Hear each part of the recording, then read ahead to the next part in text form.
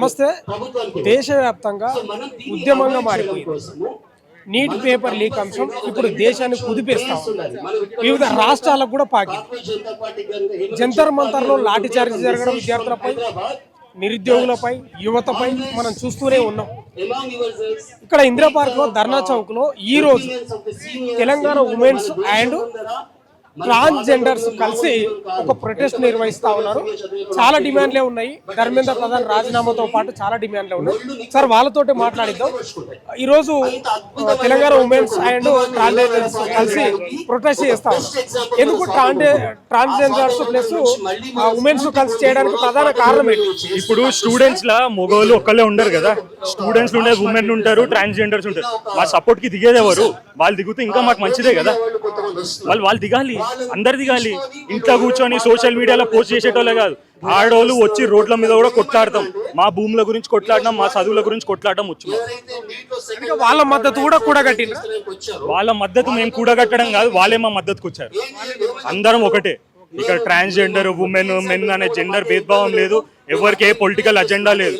అందరం వచ్చింది మా ఎడ్యుకేషన్ కోసం. రెవల్యూషన్ చేయాలి ఎడ్యుకేషన్ సిస్టంలో రెవల్యూషన్ చేయకపోతే ఈ రోడ్ మొత్తం నిండుతుంది. మోడీ కూడా రెస్పాండ్ అయినట్టున్నాడు. నిందితులను పట్టుకున్నాం, శిక్షలు పక్కా ఉంటాయి వాళ్లకు అని రెస్పాండ్ కూడా అయ్యింది. సార్, ఇప్పుడు యాంటీ కరప్షన్ వాళ్ళు ఎస్ఐ తప్పు చేస్తే కానిస్టేబుల్ పట్టించినట్టు ఎడ్యుకేషన్ మినిస్టర్ తప్పు చేస్తే వాళ్ళ కింద వాళ్ళని ఎట్లా పంపిస్తారు సార్? వాళ్ళందరూ బినామీలు. వీళ్ళకి ఎందుకు సార్ ఎడ్యుకేషన్ మినిస్టర్ నెత్తి మీద తీసుకుంటారా? అకౌంటబిలిటీ తీసుకునే ధైర్యం లేదు వాళ్ళకి. ధైర్యం లేనప్పుడు రిజైన్ చేయాలి. ఇట్లాంటి యూపీఎస్సీ పేపర్ లీక్ అయితే, వేరే పేపర్ లీక్ అయితే ఎంతమంది సార్? 20 మంది ఊరేసుకురు సార్. ఎంతమంది సార్? ఇంకా తెలంగాణ ఉద్యమంలో ఎంతమంది ఊరేసుకురు? ఎడ్యుకేషన్ సిస్టమ్ లో ఎంతమంది ఊరేసుకురు sir? With in short span of time. మేము రీ ఎగ్జామ్ పెట్టేసినాం, రిజల్ట్ కూడా వచ్చేసింది. ఇప్పుడు ధర్మేంద్ర ప్రధాన్ రిజైన్ చేస్తే వచ్చే లాభం ఏం చెప్తాం? చనిపోయిన తిరిగేమనండి సార్, చనిపోయిన తిరిగిదేమనండి, వదిలేస్తాం మేము. సూసైడ్ చేసుకున్న స్టూడెంట్స్ తల్లిదండ్రుల ఏంది, వాళ్ళ భవిష్యత్ ఏంది? వాళ్ళకి ఎంత మంచి భవిష్యత్తు ఉండాల్సింది నీట్ స్టూడెంట్స్ సార్. వాళ్ళకి భవిష్యత్ ఏంది? భవిష్యత్ లేదు. ఇప్పుడు నీట్ ఎగ్జామ్ అంటే డాక్టర్లు రాసే ఎగ్జామ్ సార్. ఎవరైనా డాక్టర్లు మనం పోయి హాస్పిటల్లో నిల్చుంటే ఏం తెలియని వాళ్ళు, కరప్షన్ నుంచి వచ్చిన వాళ్ళు డాక్టర్లు వచ్చి ఇంజక్షన్ కూడితే ఎయిడ్స్ వచ్చి చచ్చిపోయేటోళ్ళు ఉంటారు సార్. డాక్టర్లు మంచోళ్ళు కావాలి కదా. కరప్షన్ అట్లీస్ట్ దాంట్లోనే తక్కువ ఉండాలి కదా మన ప్రాణాలు బతకాలంటే. ఇప్పుడు అదే ప్రైమ్ మినిస్టర్ ప్రాబ్లం వస్తే డాక్టర్ దగ్గరికే కాబోయేది, సద్గురు దగ్గరకు పోతే కాపాడతాడా? లేదు కదా.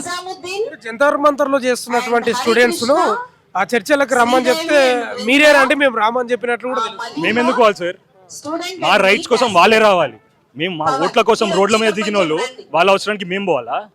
మా ఓట్ల కోసం వాళ్ళు వచ్చిరు కదా మా దగ్గరికి. ప్రతి కాలేజ్, స్టూడెంట్ యూనియన్ అందరం దిగినాం కదా. మళ్ళీ వాళ్ళు ఏం చేస్తారు సార్? లాఠీ చార్జ్ను కూడా వాళ్ళు మీరు ఖండిస్తూ ఉన్నారు. వాళ్ళు ఏమంటున్నారు అంటే పార్లమెంటరీని ముట్టడించడం అనేది తీవ్రవాదంతో సమానం కదా, తీవ్రవాద ఆలోచనలు ఉన్న వాళ్ళు చేస్తారు కదా అని చెప్తా ఉన్నారు సార్. ఇప్పుడు స్టూడెంట్స్ లా ఎంతోమంది మినిస్టర్ కొడుకులు ఉన్నారు సార్? జీరో. అందరు ఎక్కడ చదువుతారు సార్? ఫారెన్ లా. వాళ్ళని వచ్చి మాతో స్ట్రైక్ లో దిగి లాఠీ చార్జ్ తినమని అందరం వదిలేస్తాం.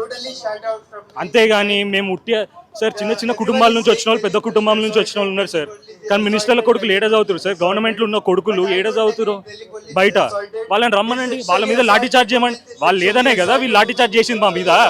చేయమనండి. అసలు ఈ ప్రొటెస్ట్ ఎప్పుడు ఆపేస్తారు? ఏం చేస్తే ఆపేస్తారు? అకౌంటబిలిటీ, గవర్నమెంట్ అకౌంటబిలిటీ తీసుకొని రిజైన్ చేయాలి ఎడ్యుకేషన్ మినిస్టర్ని. అప్పుడు ప్రొటెస్ట్ ఆపుతాం. లేకపోతే ఈ జనాలు కాదు ఇంకా 10 రెట్లు రోడ్ల మీదే తెలుస్తాం. నిరసనలు మాత్రం ఆగవు అని చెప్తా ఉన్నారా? ఇప్పటికీ కాదు, ఎప్పటికీ ఆగవు. మా బతుకులు మాకు మారేది ఎడ్యుకేషన్ సిస్టమ్ వల్లనే. అప్పటికి కానీ మారవు. మాట్లాడతారా? నేను మాత్రం మెయిన్గా అయితే ఎందుకు వచ్చిన మా ఓవర్వ్యూ అయితే దీనికోసం. హిందూ ముస్లిం పాలిటిక్స్ వద్దు, రియల్ డెవలప్మెంట్ కావాలి. ఇన్ఫ్లేషన్, E20 పెట్రోల్ వద్దు.